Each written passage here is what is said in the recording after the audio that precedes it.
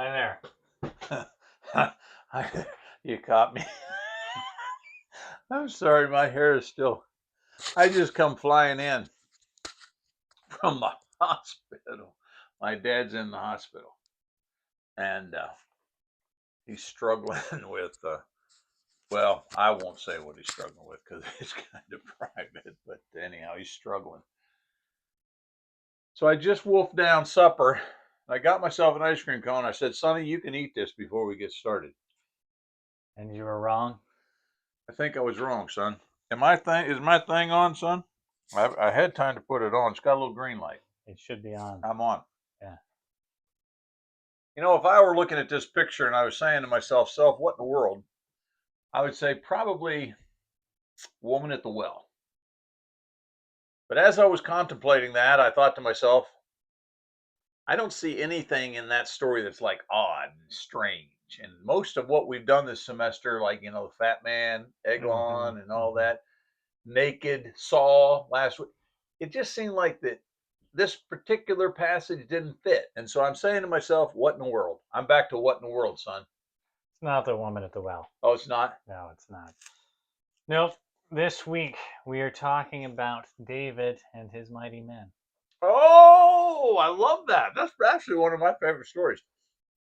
The guys break through and they get him a glass of water. Yep, that's the one. I love that story. That would make a good children's book. We don't have a lot of information. Except for the surprise ending. Yeah. Yeah, that. Never mind. Continue on, son.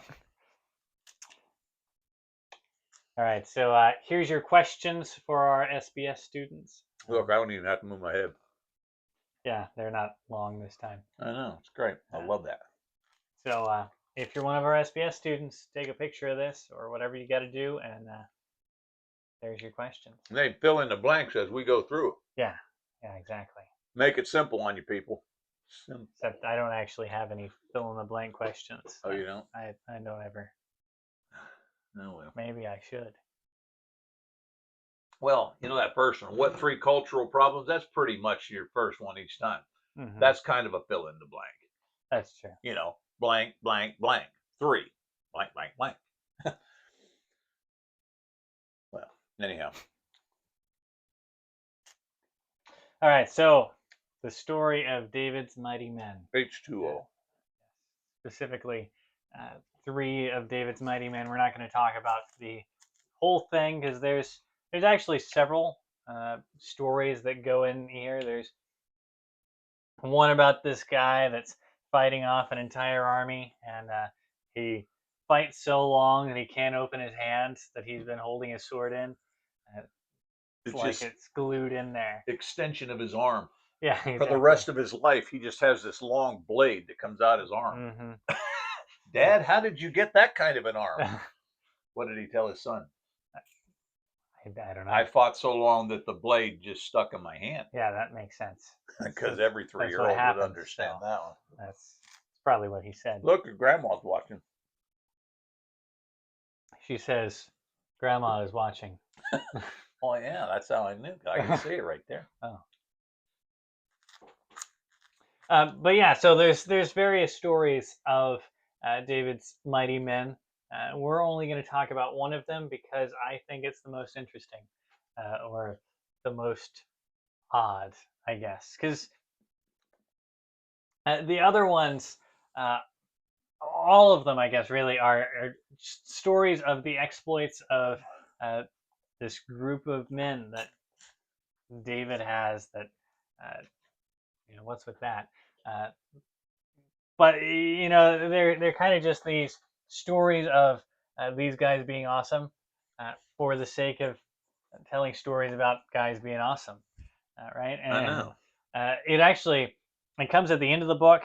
Yeah, it's almost like by the way, we had all these heroes we didn't really cover. Yeah, exactly. So you read all of 1st and 2nd Samuel, and they're not really mentioned. And then at the end, they want to add in a little extra, I guess. So none of these are like happening chronologically within the story of David. They just happened at some point, and the author of 2nd Samuel felt it necessary to point out these guys are really cool, Yeah, and yeah. so he did. They're almost like teasers, Hmm.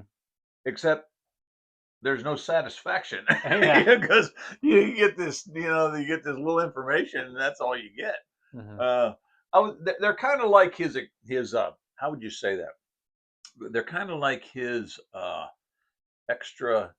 What do you call those special warriors, specialty warriors that you have in the armed forces? They're the elite Like guard. like Black Ops. Yeah, kind of like that kind of thing.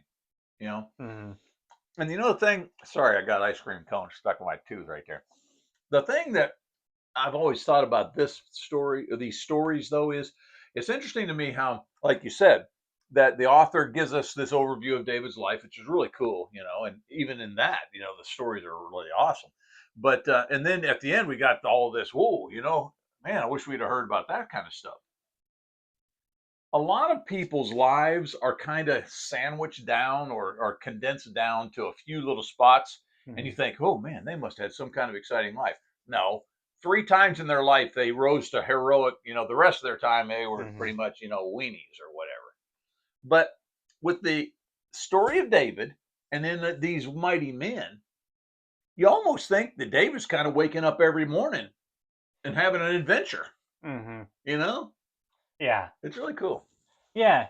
In fact, there is some speculation from liberal scholars about a lot of these stories.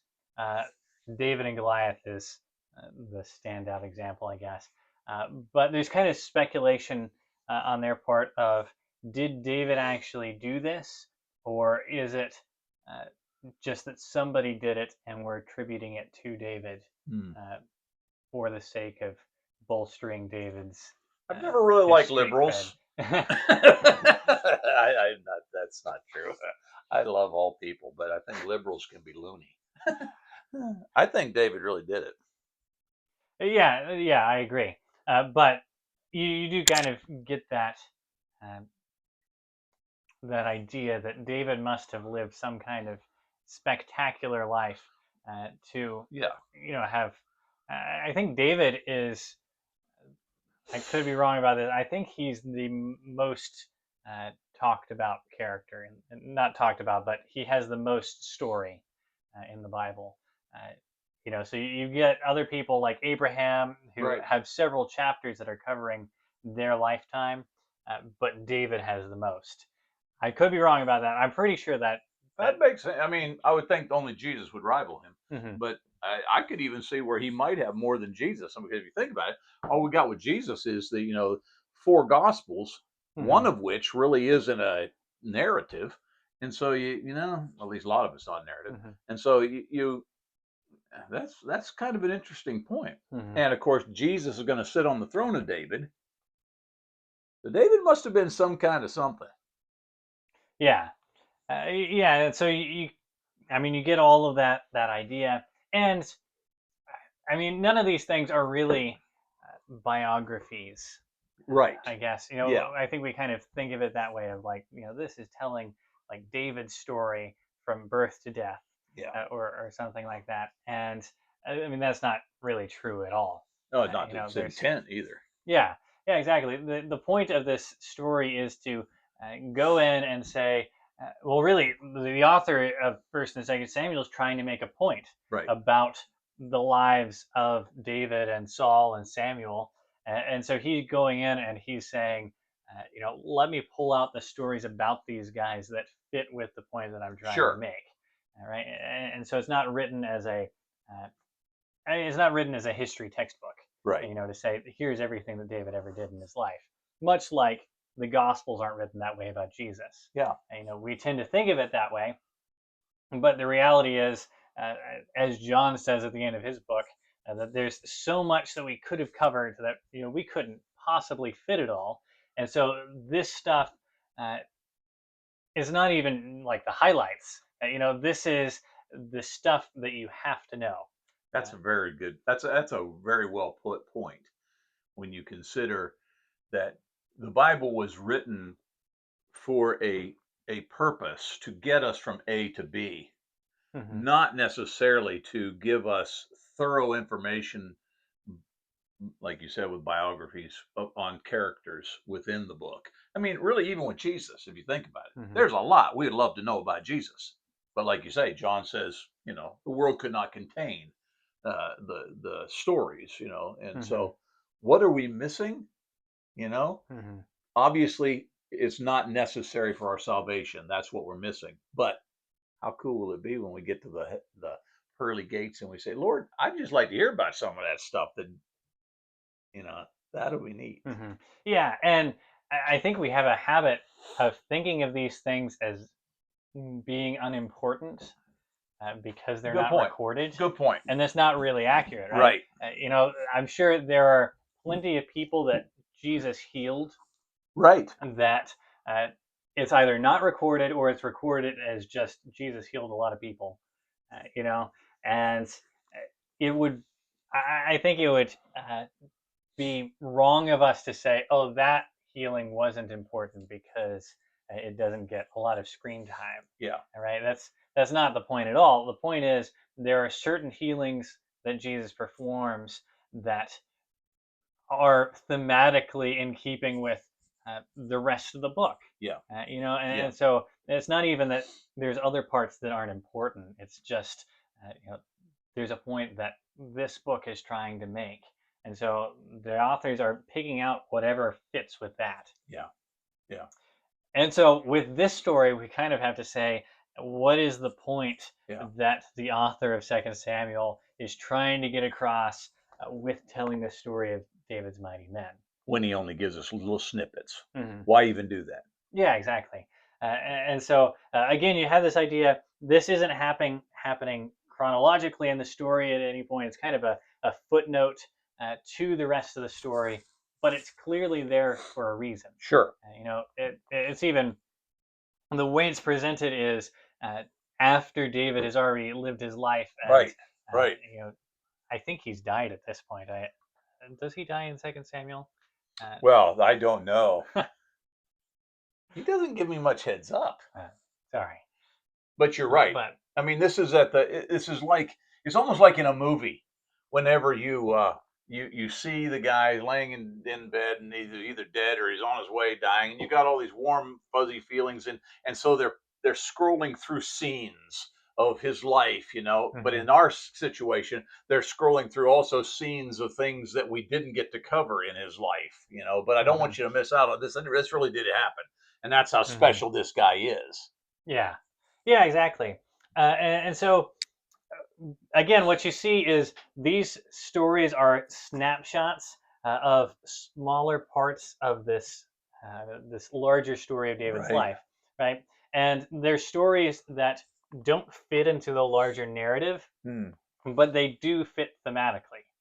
And so the author is trying to make a point with all of these stories and say something about David Yes. whenever he throws these stories in at the end. He's not just writing this because man this is a really cool story. I wanted to write this down. He's trying to say something. Yeah, I think he's trying to draw us to a climax, Hmm. and in that, it's not even a summary of what he's covered. It's this is stuff we didn't get to cover, but I don't want you to. I'm just doing this to show you this is what's happening in my theme here. And boy, you think of David's life, and I mean, it is remarkable to go from a shepherd boy to the palace, all that happened in between there, and then while in the palace, all the exploits that he had there. I mean, that's an amazing story. Hmm. Oh, David. But these mighty men that we're talking about, some of these are going to be pre-palace. Hmm. They're going to evidently be people who, were right there beside him when he was being chased by Saul, that kind of thing. Hmm. And so, again, as you conclude with this little climax, these snippets in the background of wow, I think it's like you say, it's kind of salt on the food. That it's not intended to be the food, but Hmm. it is intended to give it the flavor so you don't miss the point. Yeah, and part of it I think might be a caveat to David's story of kind of this. And now David wasn't the only person that ever Yeah, did anything great, yeah, because that seems to be kind of the moral of the story, right? Is that there are certain people that we talked about this last time with the whole thesis statement idea. But the point of the book seems to be that God is the one that really decides all of these things. And so uh, it behooves us to be people that are humbled before God rather than arrogantly thinking we can do things on Good our point. own. And so it kind of fits in with the theme of saying, now David isn't the only guy that managed to kill a giant, Yeah. or Yeah. could kill thousands of guys on his own, or Yeah. whatever. That's not a David thing. That's a these people are faithful to God thing. Wow. And whenever you get that, then That's good. you get to slay the giant and all that stuff. That's really good. And if I may back it up just a little bit, it's also these people were faithful to the man who was being faithful to God. Mm-hmm. You know, I mean, David himself does this somewhat. Not that Saul was being faithful, but you remember all that time that David refused to kill Saul, and when asked, he would say, "Well, that's the Lord's anointed." Mm-hmm. In other words, I respect the office. Maybe not, I don't respect the man so much, but I respect the fact that God put him in that office, and how far be it for me to raise my hand against him. Well, I Mm-hmm. think that same thing can kind of follow through here. That here are some men who were mighty largely because they were serving David. Mm-hmm. But that's not the end of the story, as you're making. The end of the story is they were serving David because David was serving Jehovah God. Yeah. All right. I guess we should actually read the passage. We've talked about pretty much all there is to say about it, I think, Well, and we haven't even opened it yet. I do love this story. These stories. Go ahead, my friend. All right. 2 Samuel chapter 23. We're just looking at verses 13 through 17. So just a little snippet. Again, there's a lot more going on here. But it says, and 3 of the 30 chief men went down and came about harvest time to David at the cave of Adullam, when a band of Philistines was encamped in the valley of Rephaim. Yeah, pronounce it right if you're going to read it. Like anybody knows. Go ahead. David was then in the stronghold, and the garrison of the Philistines was then at Bethlehem. And David said longingly, "Oh, that someone would give me water to drink from the well of Bethlehem that is by the gate." Then the 3 mighty men broke through the camp of the Philistines and drew water out of the well of Bethlehem that was by the gate, and carried it and brought it to David. But he would not drink of it. He poured it out to the Lord and said, "Far be it from me, O Lord, that I should do this. Shall I drink the blood of the men who went at the risk of their lives?" Therefore he would not drink it. These things the 3 mighty men did. That's so good. Mine says, "So were the exploits of the 3 mighty men." I love Yeah. that. Yeah. My best friend in high school and I love this story. Yeah. Probably not for the reason that you like it. Okay. It's always just really tickled me, uh, the end of the story, because you get this whole, like, Yeah. these 3 mighty men over here. David, like, man, I really wish I could get a drink of water. I'm parched. And they're like, we can do something about this. And so they go in and they break through the line of the Philistines and they get him a drink of water. They break through the line of the Philistines again to come back. And then David's like, I can't drink that. And he pours it out. Yeah, I can see how 2 young men would not appreciate the heroicism that's happening here. It Yeah. does. I mean, obviously, you're going to give us a cultural context, so I don't want to spoil that. But at the same time, I do see, when you, they really and truly, now either the Philistines were really lousy at guarding their camp, which Mm-hmm. I don't think we can assume, or these guys put their lives on the line to get some water for their king, Mm-hmm. literally risk life and limb to get a drink of water for their king. Yeah. Yeah. I mean, this is the kind of thing that we make movies about. Oh, yeah. Yeah, Right? definitely. These 3 guys go in behind enemy lines, and it's, there's danger at every corner. Who knows how many guys they have to kill Right. to get through here. And are they sneaking in and thinking, maybe I'm going to get caught, or do they just charge in boldly and take out everybody, Rambo style? I don't know, but the point is, it's this epic story, Right. except they're doing it just to get a glass of water, Yeah. Yeah. which honestly, as you're saying, makes it that much better. All right, because the stories we tell are like these world-ending Oh, yes. conflicts Yeah. of like, To turn off the nuclear machine or to rescue that one woman who has the only code to keeping us from nuclear destruction. yeah, exactly, yeah, and we tell those kinds of stories, and people complain about this actually because we tell those kinds of stories, and it's with the assumption of uh, if we don't manage to solve this problem, the world is going to end and everything's going to be bad. And like with Marvel movies, we have this problem because we're like, you're saying that the world's going to end in this one, uh, but I know Spider-Man 3 is coming out in a month, so I'm pretty sure the world doesn't end. And so we kind of get that idea of like we get stories that are too big, Yeah. whereas Good point. this is like going as small as you can go, Yeah. right? It's just a glass of water. And so, how much more impact is there with that? Yeah. That they're going after this thing that doesn't matter and they're willing to risk life and limb for it because of how much they respect David. Yeah. Right? That's good. You're right. That's exactly the point. And it gives it more of a realistic tone, less of a, well, I mean, obviously this is what Hollywood is for, but there's so much drama in Hollywood. It doesn't make any sense at all. Sometimes it's just too big. Yeah. Just dial it back a little bit. Well, Mhm. this is like you say, it's like as simple as it gets. They're not rescuing Maid Marian. They're not, going in there to, like you say, free Israel, or they're just a cup of water. Mhm. And then you get to thinking, wow, if it's that simple, meaningless, and they're willing to risk themselves to do it. How much do they love David? Yeah. And the other thing about it is it's not as though David asked them. Right. You Yeah. know, Right. he didn't go up to them and say, "Man, I could really use a drink. Could Yeah. you guys just run over there to Bethlehem and break through the enemy lines and get me one?" He doesn't say that. No. He just happens to be mentioning it, Yeah. and they take the initiative to say, "I love my king enough Yeah. that I'm willing to go and do this crazy thing for Right. him," Right. right?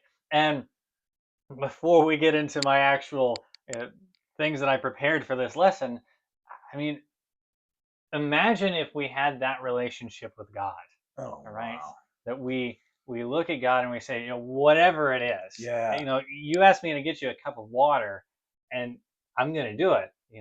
Regardless of whether or not it kills me, I'm going to do my Oh my wow. my dead level best to make sure that you get that cup of water. And we don't do that. No, boy, you're pulling on my heart right now because yeah, I'm all about convenience. Mm-hmm. Sure, Lord, I'll do that as long as those kind of things. And this is like you say, they're not even doing something that's going to satisfy his thirst. Mm-hmm. Now they don't know that at the time, but to make your point even stronger, if you as you read the end of it, which you and your buddy thought was so funny, when David says, "How could I?" Clearly, that indicates that when he said it at the beginning, "I wish I had a drink," he was not intending. Mm-hmm. If he had, because that's like how could I say at the front end, "Well, I wish you guys would go down there and get me a drink of water," only to know that I'm going to pour it on the ground when you get it here. You Mm-hmm. know, he's just like I do. He's whining out loud. He's wishing out loud, whatever. But man, I remember how good that water tasted from the well in Bethlehem, kind Mm-hmm. of a thing. And these three guys say, "My master wants it. Mm-hmm. You're gonna have it." That's huge. That's huge. All right. So problems with this story. Uh, I guess they're not really problems, but Challenges? I guess, yeah. Um, Also, this picture is supposed to be underwater, But now that I look at it, it doesn't actually look underwater. Well, now that you told me, I see it. I Yeah, didn't before. it looks like heavenly rays It coming does. down from the sky. It's not supposed to be that. It's supposed to be the ocean. Well, I see it now. So I'm looking up, Yes. underwater, Yeah, and this is like holding a my coral nose. reef or something. This is a coral reef right here, people.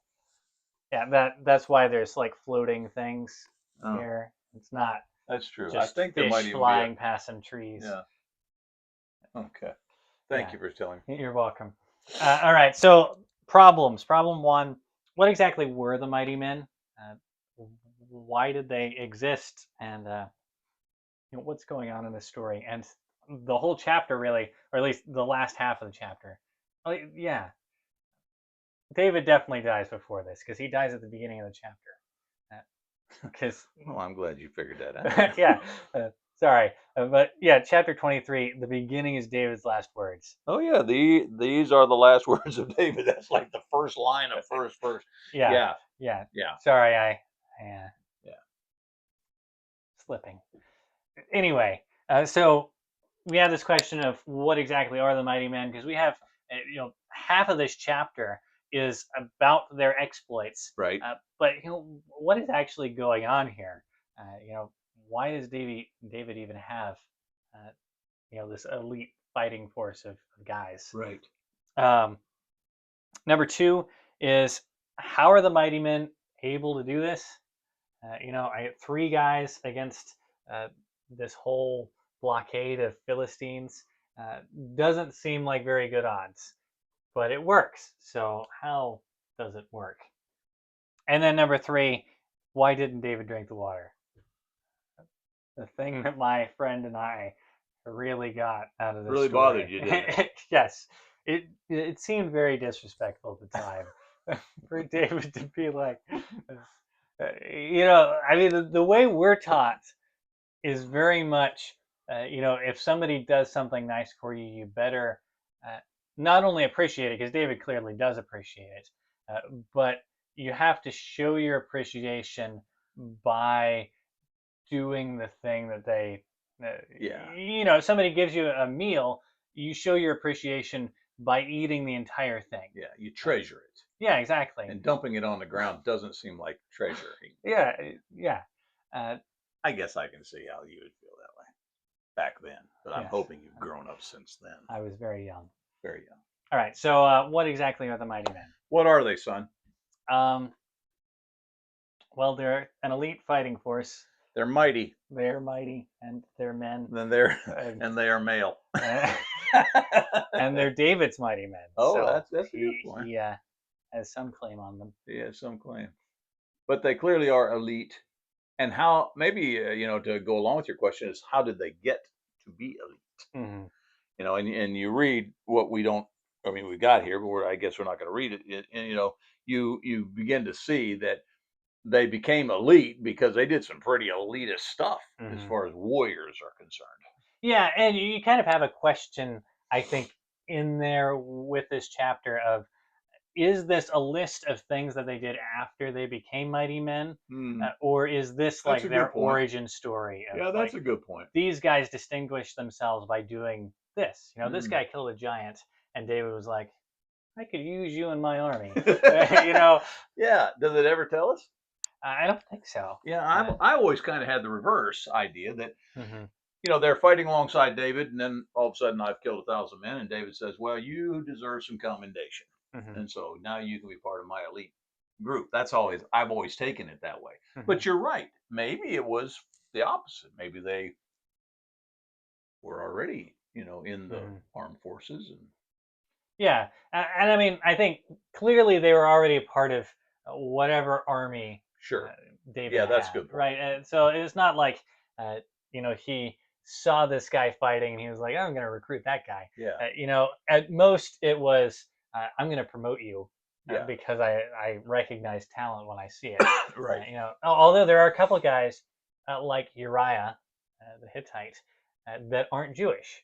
And so you do kind of have that question of, did David see this guy fighting really well? And, do the Genghis Khan thing of like, I've defeated your entire army, but I'm going to leave you alive because I recognize you're a good fighter. Yeah. And I could use your skills.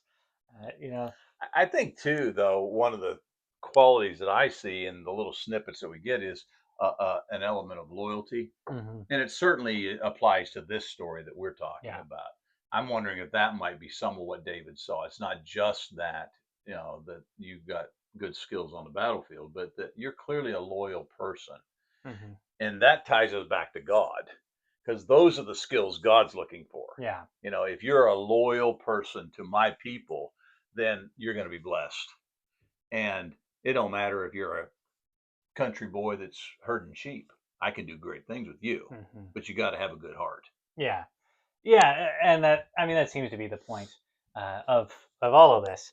Um, in fact, what you kind of see, which you mentioned this earlier, is this idea of at least some of these were guys that were following David before he became king, right? Whenever he's still fleeing from Saul. And it's not clear if like all of these guys were that, uh, if like that's a qualification Right. that David had what 30 guys that were following him around during that time, and they became his mighty men, or if there's something else going on there.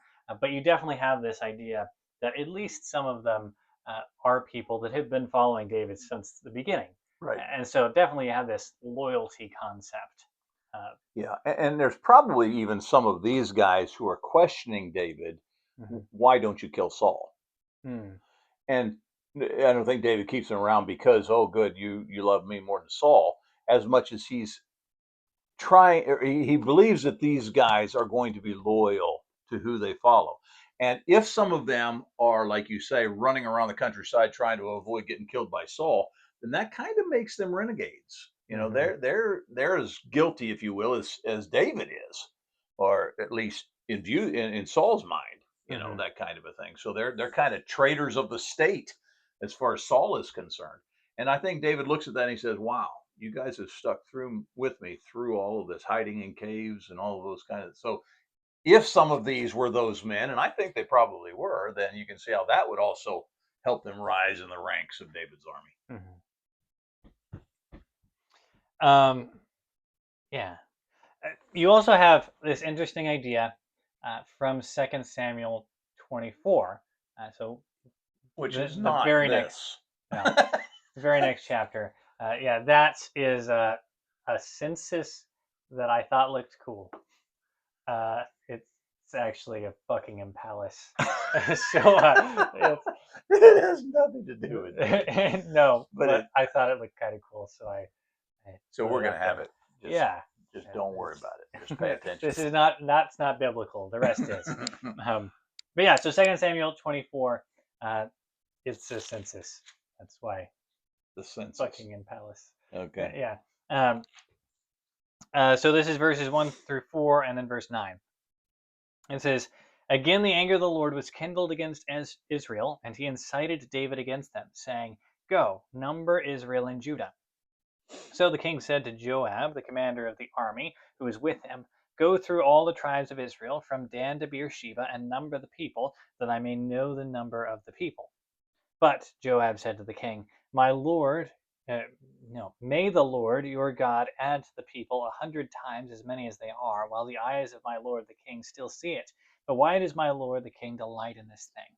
But the king's word prevailed against Joab and the commanders of the army. So Joab and the commanders of the army went out from the presence of the king to number the people of Israel. And Joab gave the sum of the numbering of the people to the king. In Israel there were 800,000 valiant men who drew the sword, and the men of Judah were 500,000. So the thing that you see about this, or that I see about this, that I'm about to point out to you, that's interesting, is the fact that David, uh, I mean, pretty clearly what he's doing is he's not taking a census of the people in general, right? Whenever Right. we take censuses in the United States, that's what we do. We Right. want to know all the information about people. In fact, this chart that I have on the board of Buckingham Palace, that's what they're doing, right? it has their names listed. Male, female, Yeah, occupation. yeah, and the point is, and their age. Uh, Yeah, and the point is, we want to know all of the information there is to know about these right. people, right? Whereas, pretty clearly, what David is asking is, how many fighting men do I have? Which, I mean, that's what Joab goes and he tells him. We have Right. 800,000 men that could fight in your army from the greater states or whatever. I want to mention that in a minute. The tribes other than Judah, Yeah, and then Judah has 500,000. Uh, but the point clearly is David is asking, how much of an army do I have? And the reason that's important is because you clearly have this idea that Israel doesn't actually have an army. We always think of it like Israel does. right. And the Philistines come and fight them every once in a while, and they're like, all right, just send in the army. And Israel doesn't have an army. They have a militia, which is similar. But the point is basically every time the Philistines come in and they decide we're going to try to take over Israel again, David has to go in and basically have a draft. Yeah. He has to say, okay, who's going to come and who's going to help me fight against the Philistines? And I mean, that's the idea you get with a lot of stories in Judges, especially the story of Gideon. Yeah. Is he goes in and he has this draft, and a bunch of guys come out and say, "Yeah, I want to be in the army. I want to fight the Midianites." And Gideon says, "Okay," and God's like, "No, this is too many." Yeah. Right. Uh, and that's actually the point of this story too. Right? Is Israel doesn't have a standing army, but David kind of seems to be thinking, "I would kind of like to." And this is a punishment on Israel from God. But kind of the idea seems to be that David is doing something wrong here in trying to start an army. Not that military power is necessarily a bad thing, but rather God doesn't want David to trust in his own strength. Yeah. Right. Yeah. In fact, you read Deuteronomy, and that's one of the things that kings of Israel aren't allowed to collect is horses. And the point seems to be so you can't have a bunch of charioteers, right? Not that God is like horses are the worst animal. You can have donkeys, but you can't have horses. It's not that. It's I want you to trust in my strength, Right. rather than trusting in your own strength. Can I make a modern day application that's a little odd? Sure. I think the same thing applies to the church today. We have this standing rainy day account. And God says, I didn't really commission that.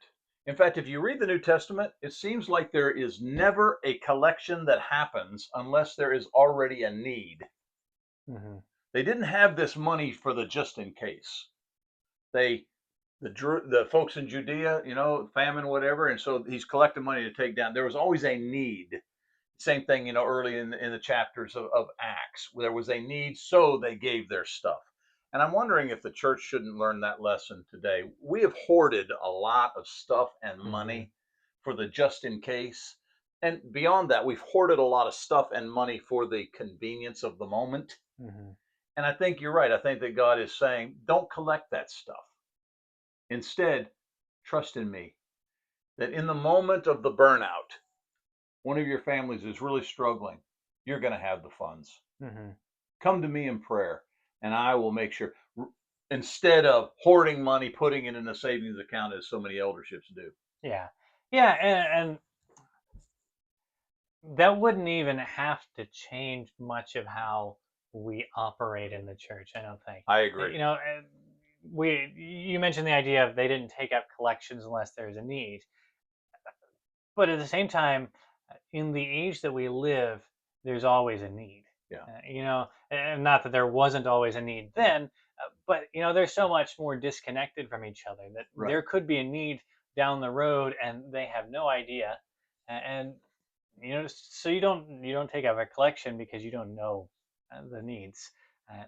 Whereas today, there's never a moment whenever there's not a need, because there's never been a moment when there wasn't a need, and there's never a moment when we don't know about the needs. Yeah. And so, it's not necessarily to say, get rid of your rainy day accounts so much as it is to say, today's a rainy day. Use it. Yeah, exactly. Yeah.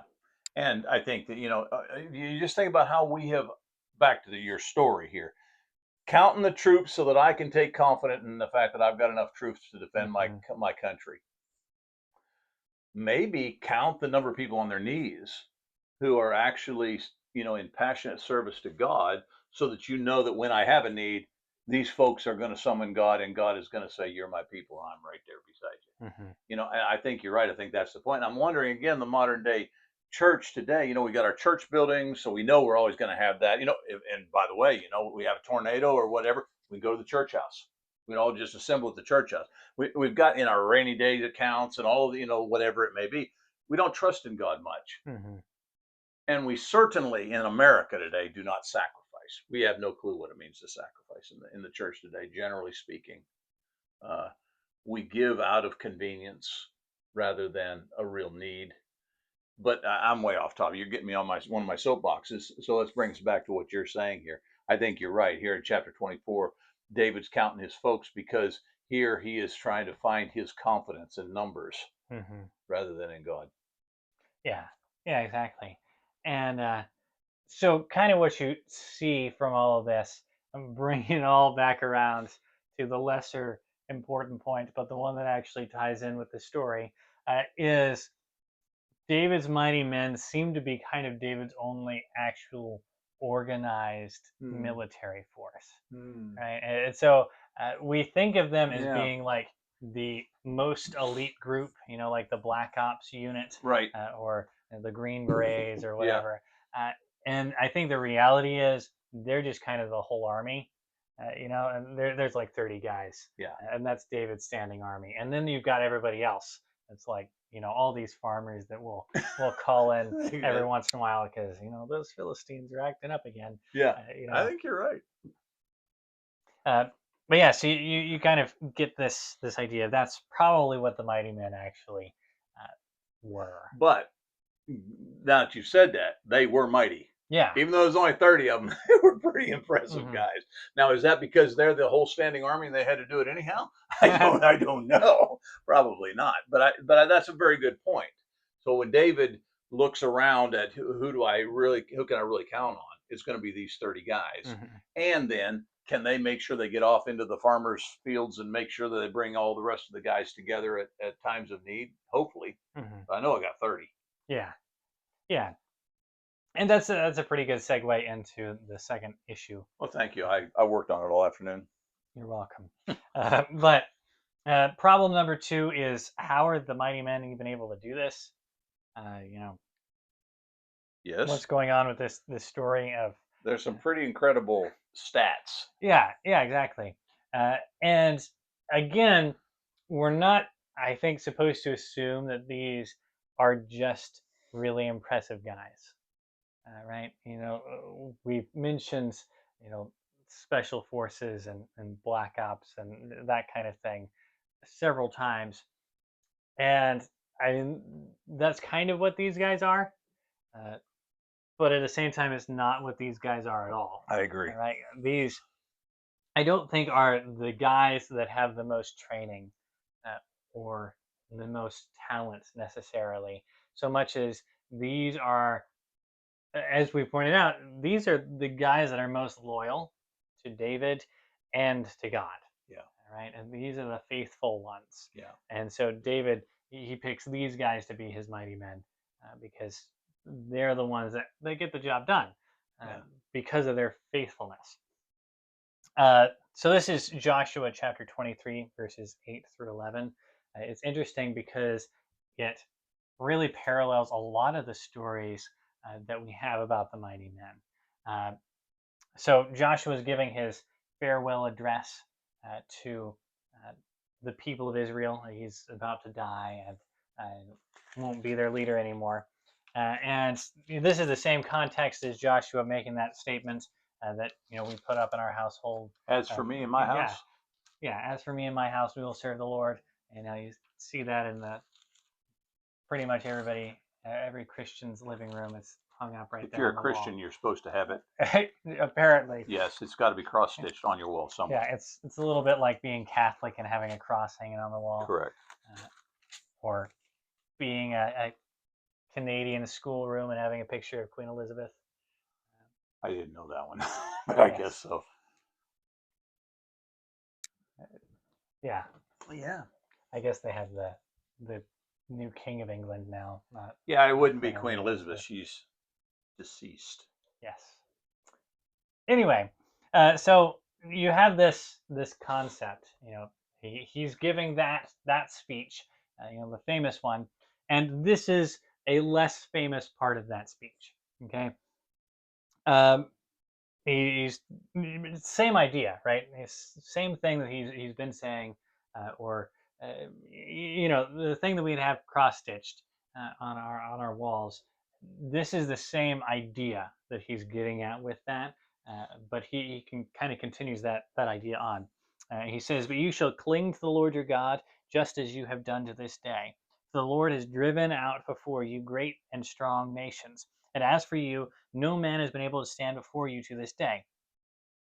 One man of you puts to flight 1,000, since it is the Lord your God who fights for you, Yeah. just as he promised you. Be very careful, therefore, to love the Wow. Lord your God." Wow. That's good. Right? And so you actually have this concept come up several times throughout Scripture of, Yeah. one man among you can rout an army of 1,000. But what's interesting is you very rarely see that, but you do with the mighty men. Yes. Right? They do it. And what Joshua says is it's not because Israel has the best soldiers, right? And it's not that we're this great military force that is able to do that. It's because the Lord fights for you, Wow. right? And so that's why the one guy's able to stand there and kill 1,000 guys or whatever it is with his fighting so long that his hand closes around his sword and he can't open it. That guy, the reason he's able to do that is because God is on his side. Yeah. Right? Yeah. God is fighting for him, and so he's able to accomplish this. Yeah. It's kind of like the car is rolled over and my child is still inside, and that adrenaline rush that we've heard Mm-hmm. people have, who they can actually lift the car to get their child out or whatever, that kind of thing. You got to feel like that some of these guys, because of their loyalty and faithfulness to God and to God's man, they were empowered by God to do some pretty incredible stuff, which Mm-hmm. Joshua mentions 1,000. We're going to get that same kind of a concept, like you say, over here when we talk about the mighty men of David. And so, how did they do it? Clearly, they did it because God said, "I'm going to let you do it." Mm-hmm. Yeah, yeah, and I mean that's almost a cheap answer Yeah, to but say God did it, but at the same time, I think it shows their faith, yes, right? yes, It shows these clearly are guys that David picked, not because they're mighty physically, but because spiritually they're these wow, guys are spiritual giants, and yeah, so David says you can be my elite guys, yeah, right? And so you have this concept of that, but really what you see, I think, is this idea of they are following David in his faithfulness. All hmm. right, that David is such a good example to these guys, that because they're loyal to him, they're also loyal to God, Hmm. right? And Good point. I think that's again something that we miss in the church. All right, not that you should be loyal to a person over God, but we in most cases don't have leaders that are these the type that inspire this much loyalty. I agree. We don't have people that uh, that really are faithful. I think, and what you see from this story is faith inspires courage, Hmm. right? And so you get these people that uh, are incredibly faithful to God, and because of that, it's not just that they're able to do incredible things; it's also that they're brave enough to do it. Yeah. Right? You get these two guys and they, it's awesome that they're able to break through the line of Yeah, the yeah, Philistines and get the water. It's even cooler that they're willing to do it, yes, right? yeah, Because I wouldn't be, right. and I'd be pretty impressed if I managed it. But I mean, that's incredible that three guys would be willing to try it.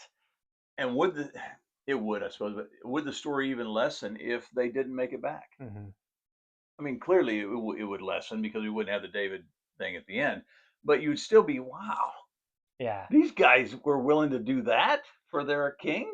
yeah. It's the Shadrach, Meshach, and Abednego thing. Exactly. If they That had burned up in the furnace, we would still say, wow. Yeah, exactly. I mean, I think that's the coolest moment in the story. It's not whenever God saves them. Amen. It's the fact that they're willing to say, "Throw us in the fiery Yeah. furnace, and we believe God will save us.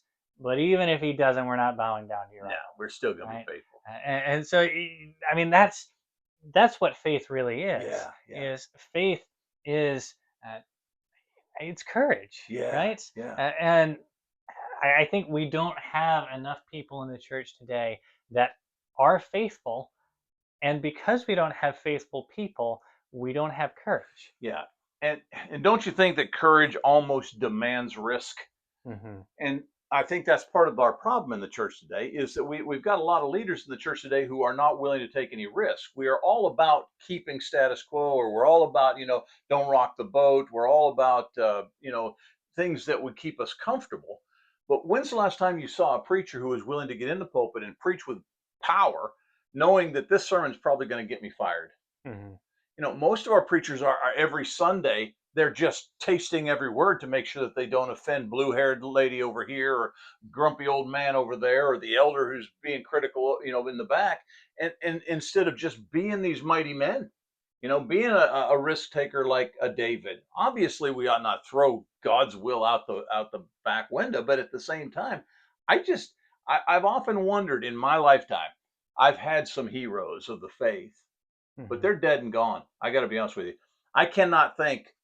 I certainly one hand would fit them all. The number of men in my life that are what I would call warriors for God, that just command my respect because they were willing to put it all on the line. There's a Hmm. lot more women. I'll be honest with you. There's a lot more women I could list than men, and yet it's men who are called to lead the church.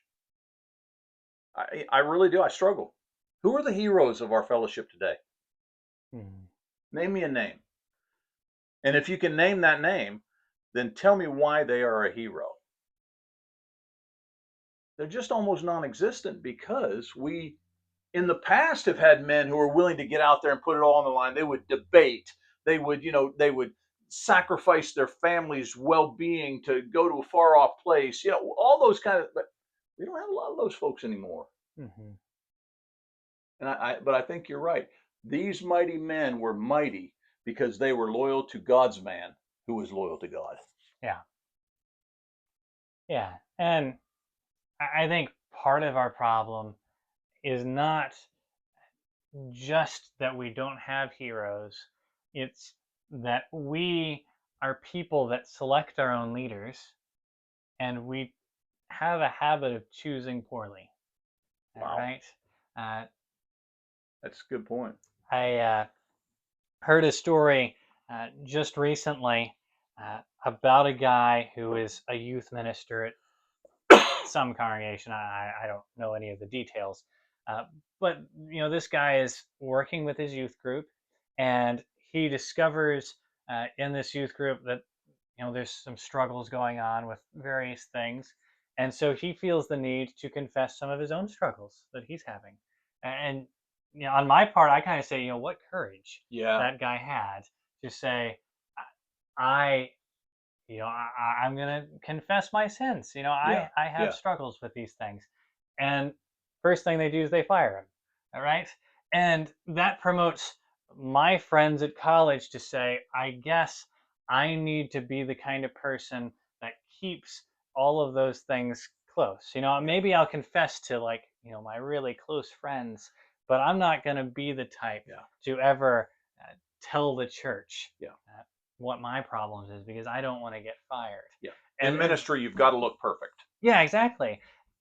And so we've kind of made a mess ourselves, right? That we say you have to be perfect in order to be a minister. Yeah, yeah. And there are no perfect people. And so we kind of say nobody's qualified to be a minister Good point. for us anymore. Uh, and so, if somebody actually does act courageous, we're the ones that punish them for it. We beat up our own people for being courageous. Yeah, exactly. And so, I don't know. I just really struggle with that. I especially struggle with the fact that whenever my friends see this idea of this guy was courageous and he got punished for it, they don't say, "Yeah, we need to be more like that." No, They say, got to be more guarded. "Yes, we gotta." I get the lesson. I cannot be open. Yeah, exactly. Whenever we can read the scriptures, and it clearly says you should be open. And, Right? as you're talking about, I'm thinking about these mighty men. You don't think they knew about Bathsheba? You don't think Hmm. that they knew that their mighty warrior leader dude was on his face crying, wouldn't eat Hmm. because of the child that had died? They knew all of this stuff. They knew all the dirt on David, Hmm. but they also knew that David was a man who, when he put it all on the line, he put it all on the line. And whenever it went south, he repented and turned north. And Hmm. they said, I respect that. But we've got leaders like today, like you're saying, we've got leaders who don't want to make sure, they want to make sure they're not vulnerable, don't put it out there in front of people. And number two, make sure you just don't rock the boat. We give any of those little controversial ideas out there, and what's that going to do? All of a sudden, we're all going to be in counseling and talking to God and praying and fasting, and oh, we can't have that. Hmm. Yeah, exactly. All right. We've got 3 minutes left. We got number three. Okay, go. All right. So problem number 3 is, why doesn't David drink the water? Uh, It seemed to have this bothered you, so go ahead and tell me. it did bother me. And so, I mean, what you really see, and we've mentioned this already, but what you really see is this idea that David respects his men enough not to, right? Wow. Stop with that right there. That's a powerful. You guys need to write that one down. David respected his men enough to not to. Hmm. Yeah, and so he sees what they did, and he recognizes these men really care about me. Yeah. And so, I mean, that's what he says, right? Is he says, "How can I drink this when?" He basically says, "This is the blood of my men." Right. Right? Right. I cannot drink this because these guys could have died to get me this water, and so how could I? Uh, you know, uh, Basically, David is saying, I could never have ordered my men to do this thing. I couldn't order them to go get me a glass of water Right. with their very lives, and so how can I drink it?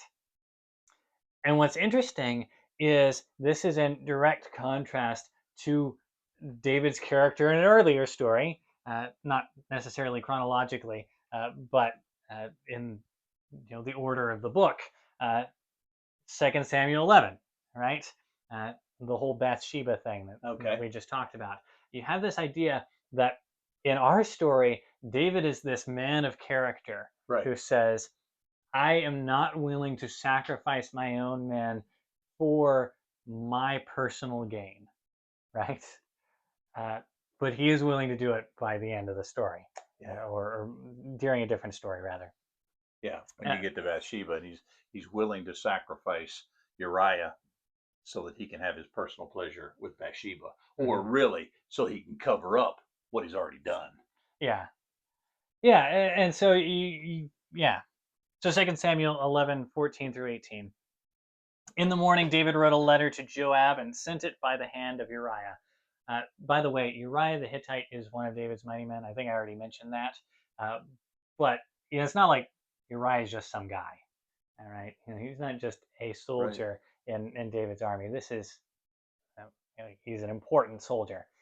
So he sends it by the hand of Uriah. In the letter he wrote, "Set Uriah in the forefront of the hardest fighting, and then draw back from him, and he may be struck down and die." And as Joab was besieging the city, he assigned Uriah to the place where he knew there were valiant men. And the men of the city came out and fought with Joab, and some of the servants of David among the people fell. Uriah the Hittite also died. Then Joab sent and told David all the news about the fighting. Uh, and it actually gets worse because he sends the messenger and basically says, uh, "Tell David the fighting's not going very well, and if he gets mad, tell him Uriah the Hittite's dead." Yeah, and that'll cheer him up. yeah, and so I mean, you get this idea of uh, David. He kind of pulls a 180 here, and he says at one point he's, I'm not even willing to drink this water because my men could have died to get it to me. And then he's willing to say, I'm going to actually order the death of one of my men because I want to sleep with his wife. Yeah. Or I already did. Yeah, I want to cover it up. Mm-hmm. Wow. And so you again, if an elder of the church had done that, Mm-hmm. how would we respond? Mm-hmm.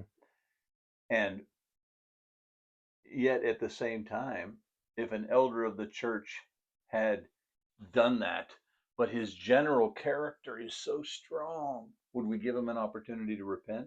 And if he did repent, would he come back stronger, maybe even than he was before, because we see his heart is really for God? And yet, so often, we don't even know the stories of our elders. Mm-hmm. Half the time, we don't even. I've never set foot in their house. They've never invited me over. Yeah. Kind of a thing. Yeah, yeah, exactly. And I mean, that's the thing that you really see with this story is Yeah. David clearly has a strong character, um, but not in this one case. Yeah. Right? Two cases, And is with that a census. yeah, but is that unlike any of us?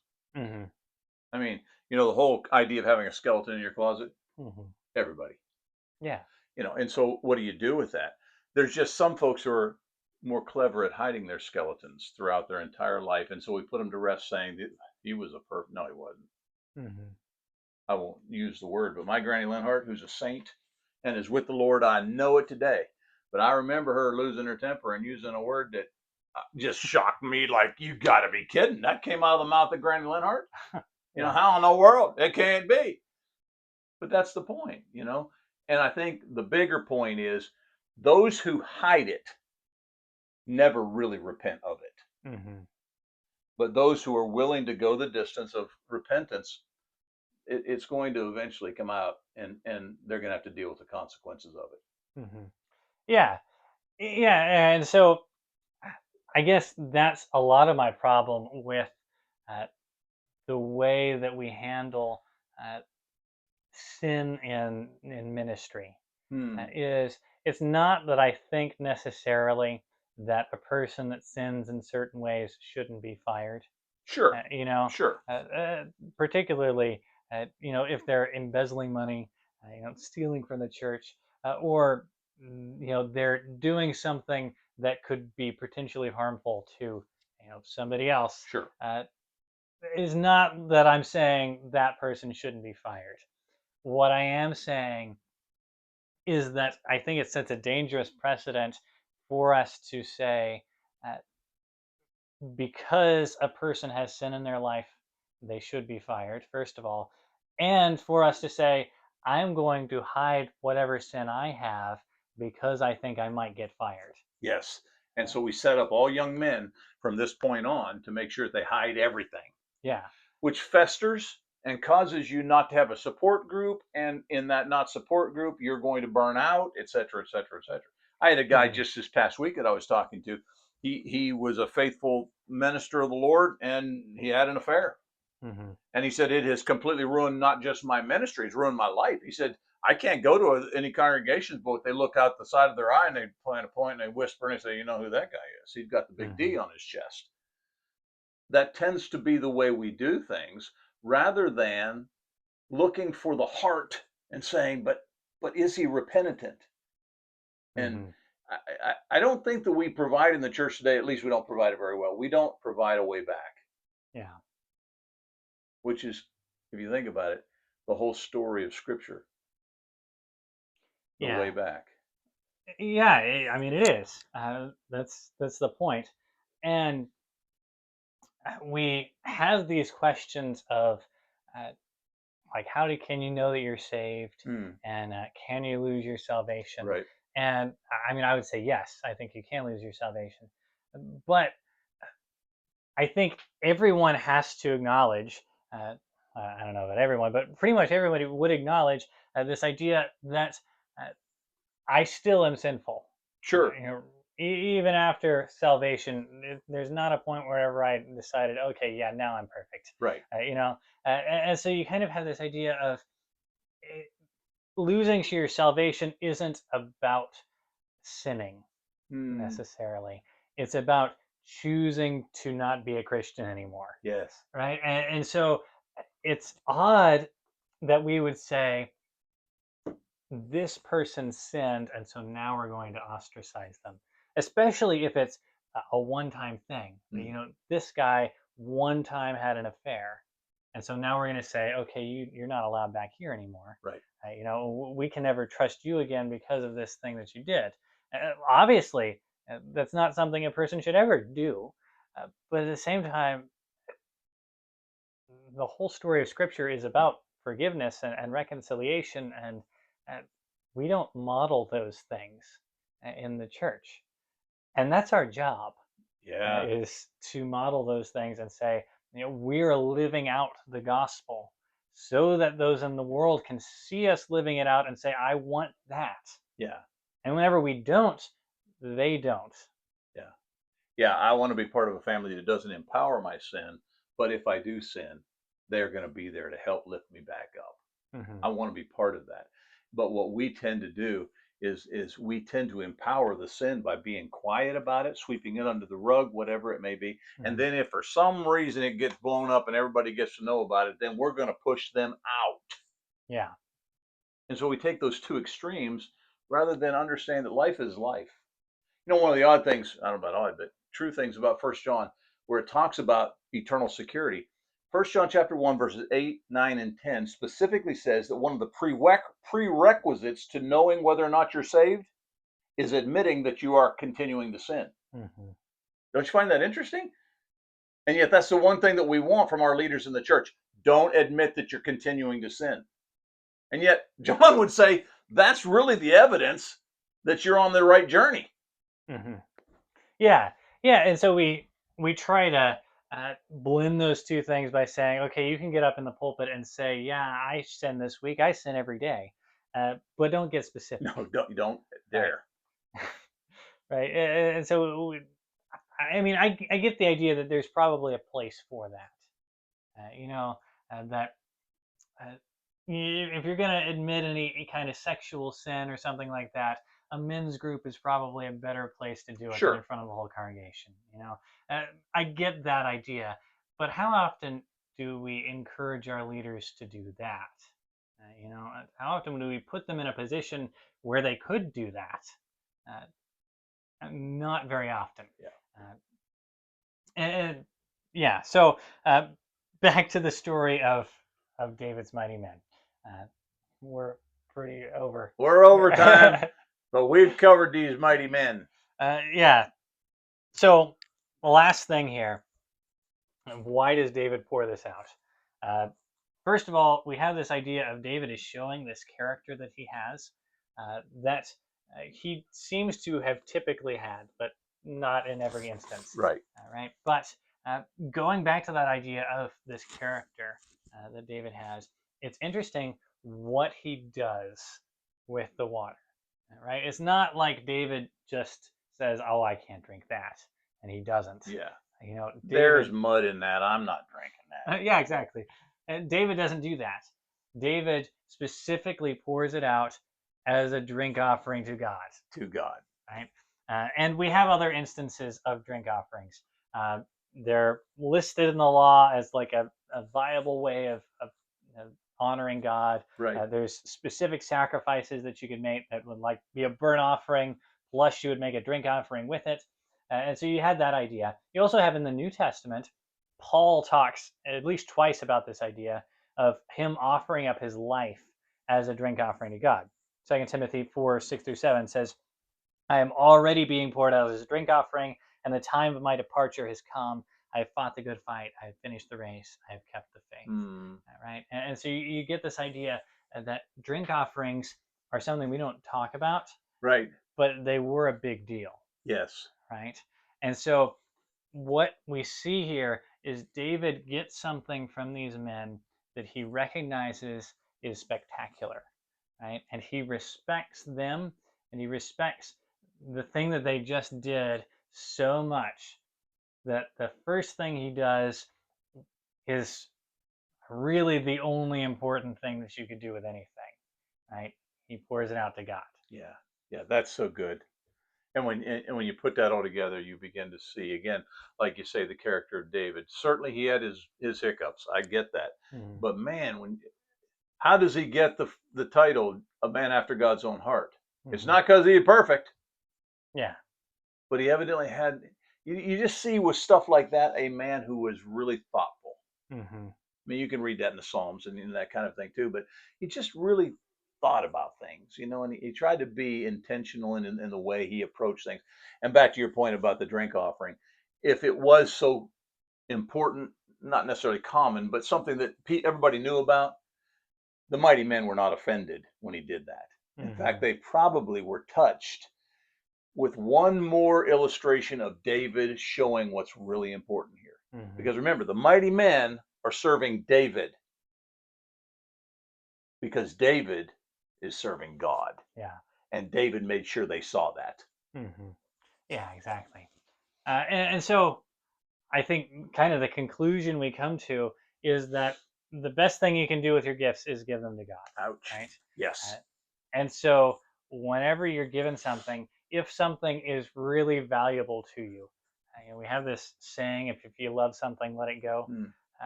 That's kind of the idea here is if you really value something, then there's only one really good thing that you can do with it. And that is give it to God. Yes.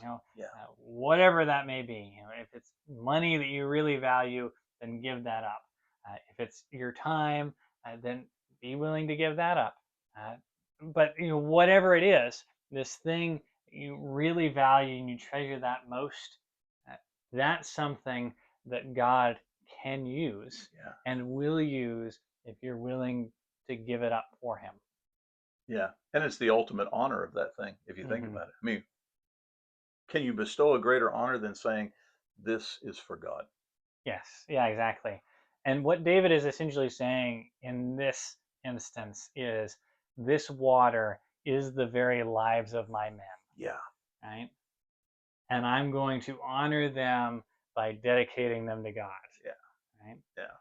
And what better honor is that? Yeah. And how much did that validate their own faith? Excellent material, my friend. All right, so here are your questions again. So hopefully we answered all of these to your liking.